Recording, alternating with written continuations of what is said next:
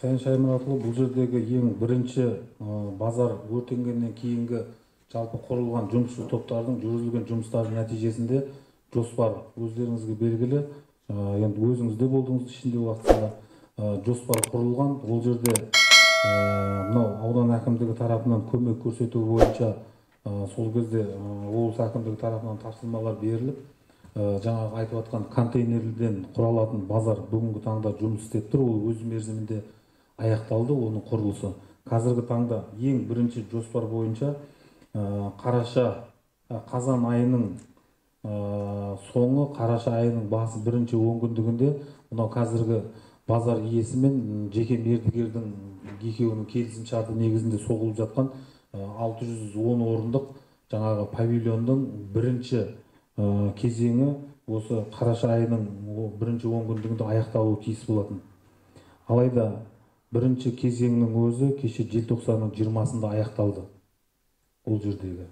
Қазір енді екінші кезеңі жүріп жатыр. Ол жерде павильонды биіктігі 8 метр, соны ортасынан жаңағы өздерінің проектілеріне байланысты ортасынан бөлу жұмыстар жүргізіліп жатыр. Біз қазір мынау Мұрат Болатұлымен де, одан кейін осы 2-3 күндікте қазір Серік Хүсейінұлымен де базардың иесін шақырып, бұл мәселені осы алдағы 20 күннің ішінде аяқтау тапсырмасы берілді қазір. Бірақ ең негізгі бастағы кезеңдегі белгіленген жоспардан біз кешігу бар, көп кешігу бар. Бұл енді базар иелерінің жаңағы материалдық қаржылық жағдайына байланысты деп біраз уақыт тоқтап қалды. Кейін жаңағы базардың қазіргі конструкциялық жұмыстарына деген материалдардың кешігіп келуіне байланысты болды.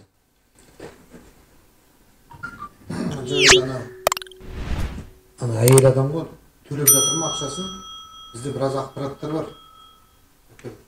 Кімге қалай жақсам деп айтып төлейтін төлеп, алдайтын алдап. Өрде де қазір орынға талас бастап. Жоқ, Сайын Шаймұратұлы, жаңадан келіп отырған бұл кісіні қандай бағытпен басқа органдарда бар ақпараттар. Соны алынбасын, халықтың ішінде қандай әңгіме жүріп жатыр. Көп ондай әңгіме. Просто соны қарап отырсаңыздар болды ғой. Қазір оның ісі әне бітіреміз, міне бітіреміз деп бітетін түрі жоқ. Жақында бітіреміз деп еді, сотқа кетеді деп еді. Әлі созылып кетті ғой сізде. Енді бұл жерде қазір сіздердің ана фондтағы ақшаларыңыз бар. Халықтың көтеріп жатқан фондқа қанша ақша түсті, қашан таратасыңдар, сол әңгіме ғой. Төменгі пайызбен ақша береміз дегенсіңдер. Ол қайда дейді қазір. Енді төменгі пайызбен бүгін таңда жалпы 234 адам қалған. Құжат тапсырған, 234 адам қалған, бірақ мынау ырыс микрокредиттік ұйымында жаңа қаржының тапшылығына байланысты негізінен жаңағыдегідей кепілдікке зат қойып, сол 5 миллион теңге көлемінде несие алушылардың саны 128-дің 130-ның жобасында. Оларға бірақ барлығына 5 миллион теңгеден жетпейтін болғандықтан кеше жаңа жылдың алдында желтоқсан айының соңғы күндерінде ол кісілерге түсіндіру жұмыстары қайта ол негізінен жүргізіліп келе жатыр. Олардың тек түсінбей тұрғаны, біз егер 5 миллион теңгеге кредитке тапсырдық, қазір фондтың жағдайына байланысты 1 миллион теңгені 1%-тік үстеме жәндегі немен алатын болсақ, процентпен, кейінгі берілетін, қосымша берілетін 4 миллионымыз қымбат процентке ауысып кетеді ма деген үрей болды. Бірақ оның барлығымыз досконально кәсіпкерлік бөлімі бар, базардың ұжымы бар, бұл жерде прокуратураның ұжымы бар, бұл аудан әкімдігінде қанша рет жиналды. Сол мәселені түсіндіріп, 25-нен 30-на дейінгі аралықта сол фондта тұрған 200 миллион теңгенің 113 миллион теңгесін, яғни 113 адам 1 миллион теңгеден алды оны. Енді жаңағы фондқа, қорға жиналып өтемақы төлеу мәселесі бойынша ол жерде өздеріңіздің хабарларыңыз бар.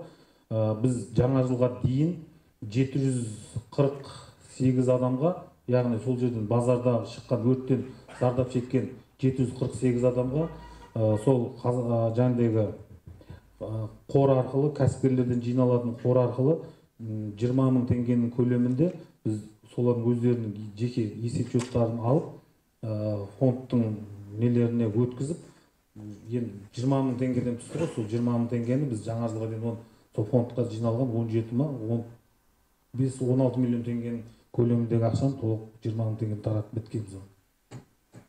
Енді бұл жерде бір мәселе айтылады, оның өзіңіздің де хабарыңыз бар.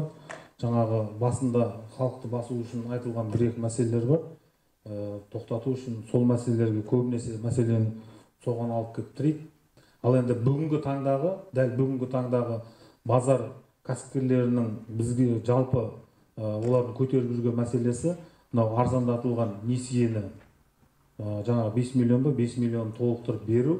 Одан кейін олардың несиені алғандарының алдыңғы алған несиелерін біз анау АФР арқылы облыс деңгейінде көтеріп, сол кісілердің бір кәсіпкердің өзінің кейбіреуінде 3 кредиттері бар, олардың барлығын 6 айға дейін жаңағыдегідей тоқтату мәселесі отсрочка бойынша.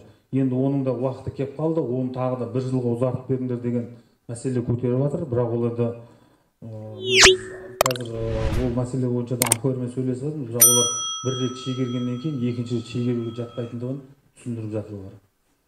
Ал енді базардың ішіндегі өзіңіз айтып отқан жаңағыдегідей кәсіпкерлердің тұратын орындары сатылды деген әңгіме болған.